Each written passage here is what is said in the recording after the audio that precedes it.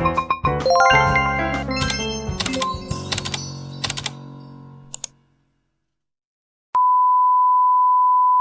guys! So welcome back to another vlog. So for this video, i-share ko sa inyo yung pinagstayan namin dito sa Pattaya. So nagstay kasi kami dito for 2 days and nagbook kami ng hostel. So hostel lang siya pero yung room namin is good for 2. Kumbaga, wala kami ka-share pero yung bathroom dito is sharing.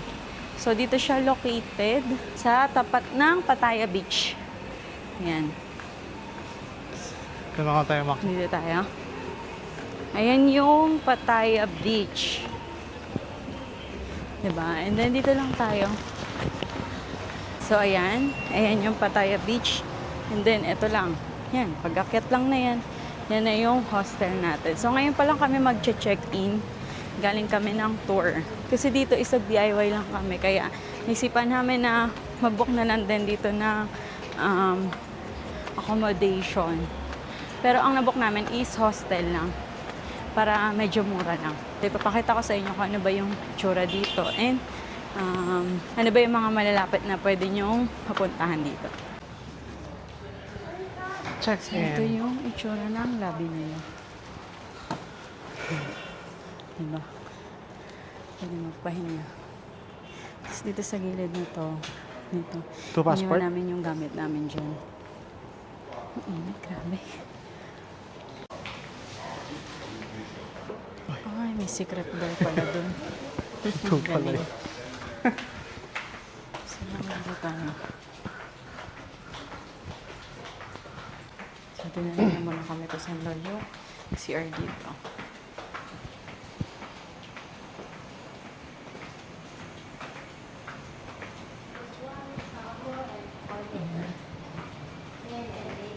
Okay. Shower and toilet. Okay, so ito yung pang lady. Ito Toilet yung pang only. gentleman. Okay. Thank you. Thank you. Kapang kap. Yan. Dito lang naman sa dulo yung CR. Siyempre hindi na natin papakita yung CR. Kasi baka mamaya naliligo doon. Then dito tayo sa room. Anong room type? P1. P11. P11. So ito, room tour. Tayo.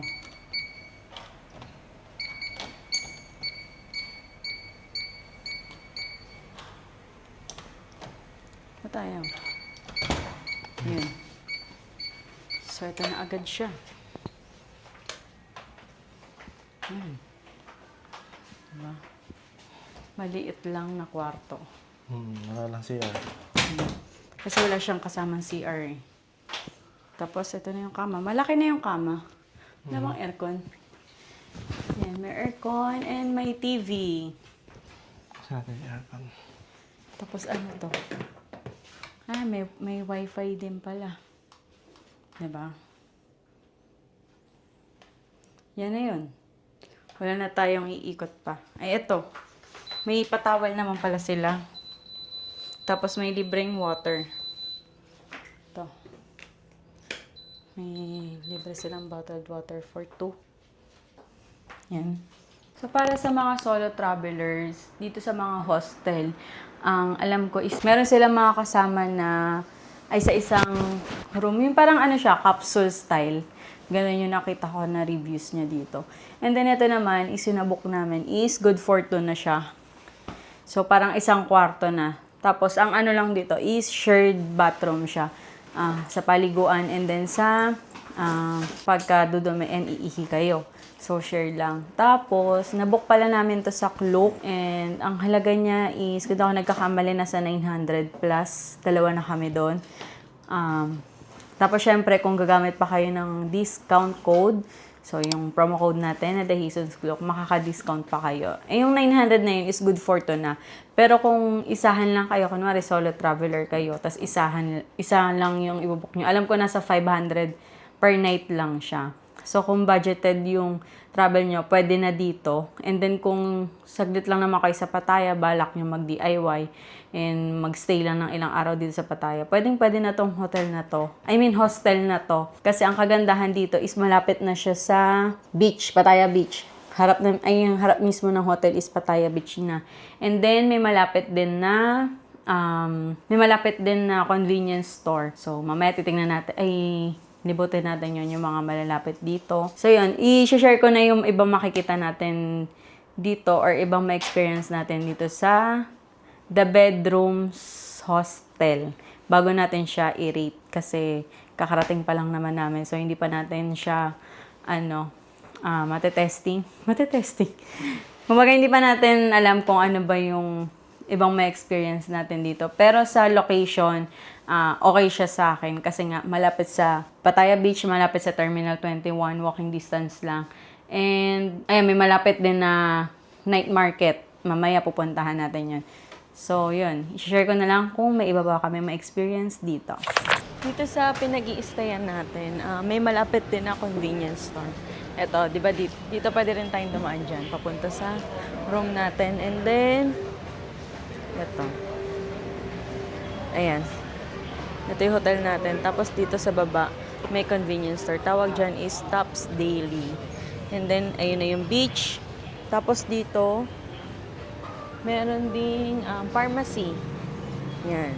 May pharmacy. Tapos doon sa dulo, may massage. So, kung napagod kayo, pwede kayong magpa-massage dyan. Yan lang. O, diba, ang daming malapit sa pinagstayan natin. Tapos dito parang meron ding bar. Cocktail, yan. Pag gusto nyo uminom, mag-chill sa gabi. Tapos, diba, ang front view nyo is beach. So, ang ganda.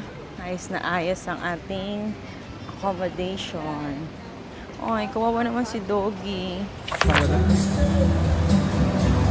Di kita. Ayan, ganito ang vibe dito sa hostel natin kapag gabi. Ayun na dito may mga nagiinuman. May mga street food din. Yan. Tapos sa beach, parang may mga naliligo pa din hanggang ngayon, no? Tsaka maliwanag yung beach nila. Buhay na buhay. Parang hindi gabi.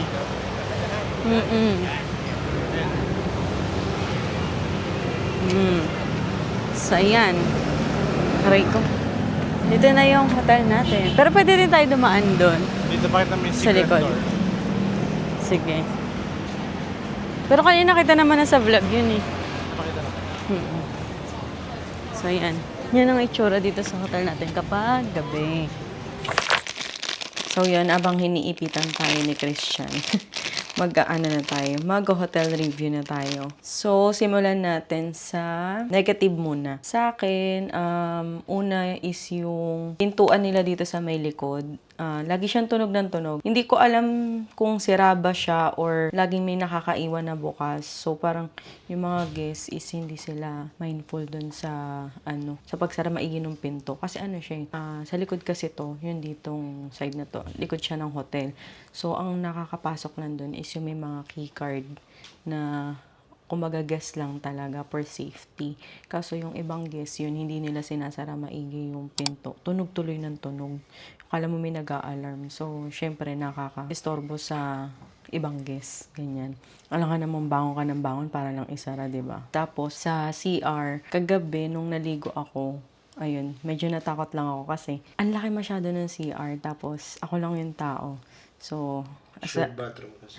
Oo, shared bathroom kasi. So, as a person na mahilig manood ng horror movie, ay medyo, natakot lang ako. Parang hindi ako sanay na yung CR is nakahiwalay. Kaso, syempre, alam ko naman yun. Bago niya i-book to, sinabi niya sa akin na shared CR nga daw dito. Ganyan, kasi nga hostel siya.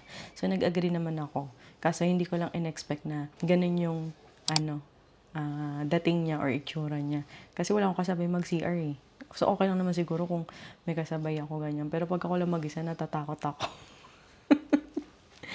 Tapos, para naman sa positive. Una, malinis. Malinis naman yung CR nila. Malinis yung... isa pa pala sa negative is yung sa CR nila, walang bidet. Pero sabi niya, may bidet daw dun sa shower area ng mga lalaki. Pero hindi ko na nakita sa babae. Sa babae meron din. Hindi ko na kasi siya nakita. Pero, dun sa sa ihian, walang bidet. Pero may mga tissue naman. Kaso nga lang, hindi kasi ako sanay ng tissue lang. lalo na yung tissue is yung parang nahihiwalay, ganun.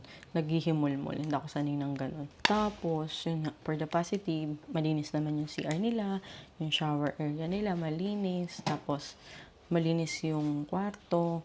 And, ayun nga, front tayo, ay sa labas natin, paglabas mo na agad, is kita na yung beach. So, malapit tayo sa beach. May malapit na convenience store.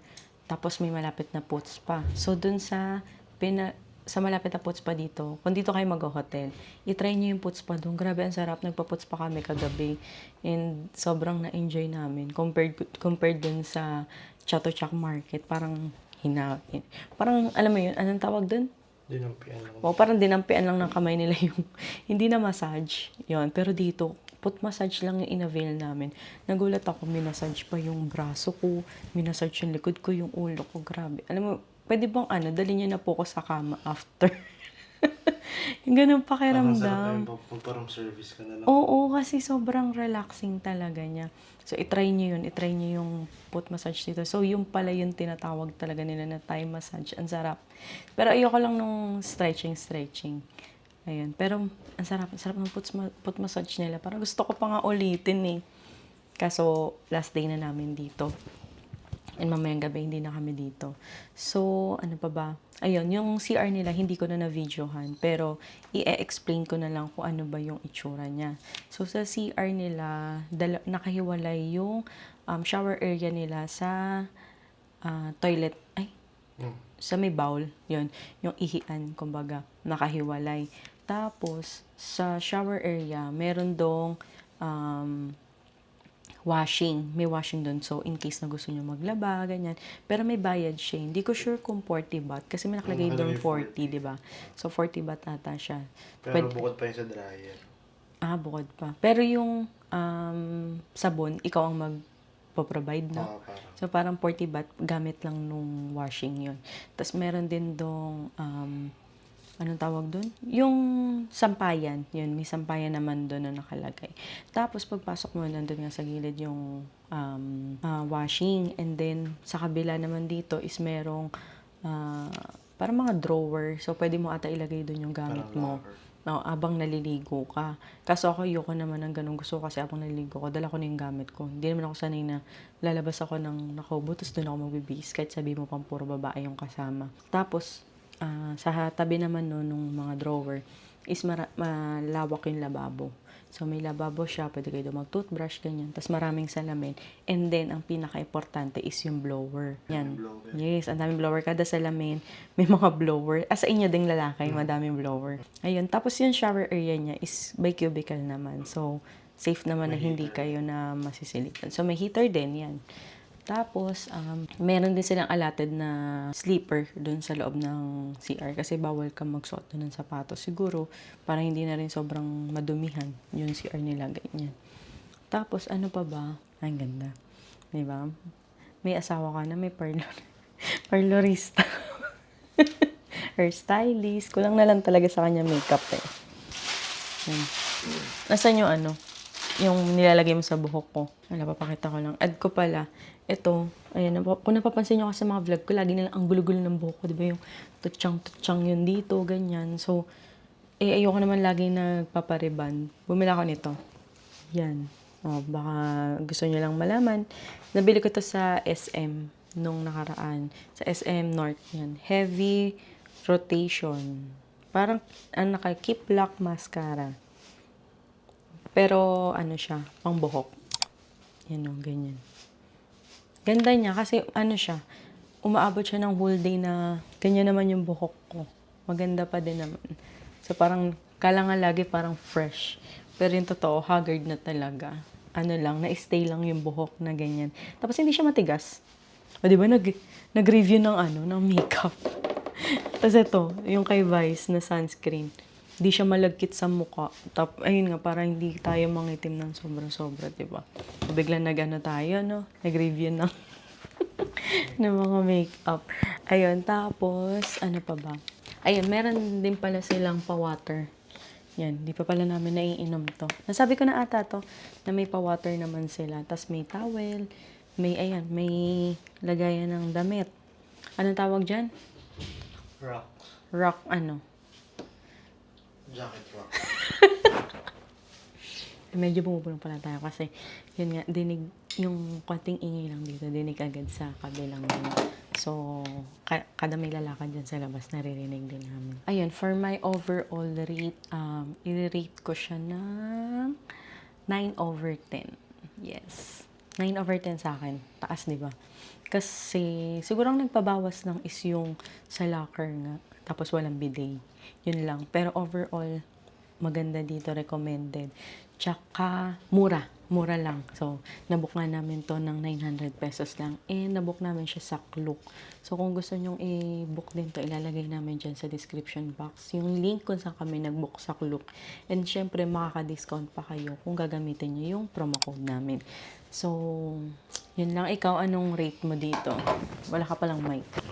Sa akin, 9/10. 9/10 din sa'yo. Ganda kasi ng lugar. Tapos diba may Kahit secret sabihin mong door ano siya, kahit sabihin mong hostel siya, yung... Ina mo ng boses mo. Ayun, kahit sabihin mong hostel siya, para may privacy pa din. Tulad nito, kunyari ito, private room kasi. Pero yung mga solo traveler, doon sila parang may mga bunk bed sila, ganun. Yun nga, kapag solo traveler kasi kayo, nila isa lang naman yung binook nyo. May mga kasama talaga kayo. Pero pwede rin naman ata dito. Kahit sabi mo isa ka lang, tapos gusto mo mag-isa, May private. o solo mo yung room. Pwede mo naman itong i-book yung room na in-avail namin. Pero mas mahal nga lang siya kasi sa solo, parang nag-range ng 500 pesos per head. Ay, 500 pesos per night. Pero dito sa room namin is nasa 900 pesos nga per night. So, yun lang. Nasabi ko naman na ata lahat. And yung receptionist, okay naman. Mababait naman sila. So, yun. Ayun, haba na ulit buhok mo. So, yun. Kung para sa amin, recommended tong hotel na to sa The Bedroom Hostel. So, yun lang guys. Kung nagustuhan niyo yung video na to, huwag niyong kalimutang mag-like, share, and subscribe. So, yun lang guys. Thank you for watching. Bye!